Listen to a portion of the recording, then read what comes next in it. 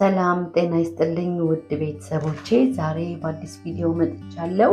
ቆንጆ የጾም ኬክ ነው ይዤላችሁ የመጣሁት። በኦሬንጅ ጁስ ኦሬንጁን ፍሬሹን ጨምቄ እንደዚህ ቀዩን ጤፍና ነጩን ጤፍ አንድ ላይ በማድረግ የሁላችሁ ብራውን ላይክ ዜብራ የመሰለ ኬክ ቆንጆ ሰርቻለሁ። ሙሉ ስራውን እንግዲህ አብረን እንከታተል። መጀመሪያ የተጠቀምኳቸው ነገሮች እንግዲህ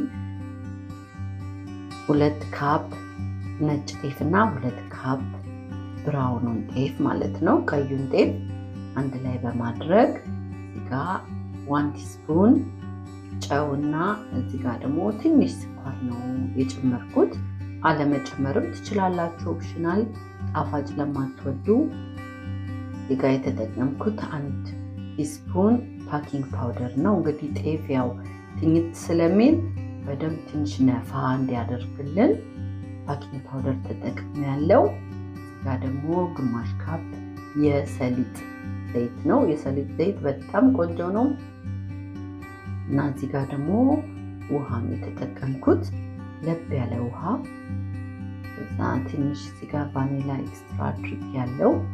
ትንሽ ያው ቆንጆ እንዲሆንልን ማለት ነው። ይኸው በቃ አለቀ ማለት ነው። እንደዚህ ሚክስ ካደረኩት በኋላ ደግሞ ብራውኑንም እንደሱ እዛ ላይ የተጠቀምነውን ያህል ስኳርን፣ ትንሽ ጨው፣ ኦሬንጅ ጭማቂ አድርጌ የሰሊጥ ዘይት አንድ ላይ ውሃ በማድረግ እንደዚህ በደንብ ከቀላቀልነው በኋላ እንግዲህ አንድ ላይ በዲዛይን የኬክ መጋገሪያችን ፓን ላይ እናደርግና በ345 ዲግሪ ለ45 ደቂቃ ነው ያበሰልኩት። በጣም የሚጣፍጥ ቆንጆ ኬክ የጾም የጤፍ ኬክ ነው። እንደምትወዱት ተስፋ አለኝ። ስሩና ሞክሩት በቀላል መንገድ። እንደዚህ ጤፍም ሁሌ እንጀራ መጋገር ሳይሆን እንደዚህ ለየት ባለ መልኩ ደግሞ ከዚህ በፊትም ሾርት ላይ ለቅቄላችኋለሁ። አሁን ግን ሙሉ ቪዲዮ ነው ዛሬ ይዤላችሁ የመጣሁት። ከስር እንደዚህ ነጩን አደረኩኝ፣ ከላይ ደግሞ ብራውኑን እንግዲህ ሚክስ እናደርገውና በሹካ ደግሞ እንደዚህ ትንሽ ቀልቀል እናደርገዋለን። በቃ ከበሰለ በኋላ እንግዲህ ብንፈልግ ለቁርስ፣ ብንፈልግ ለመክሰስ፣ ብንፈልግ እንደ ዲዘርት በጣም ጣፋጭ አይደለም።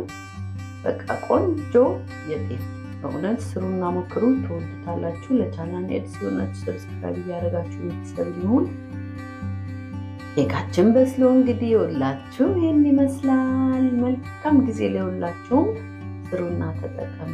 መልካም ጊዜ ባይ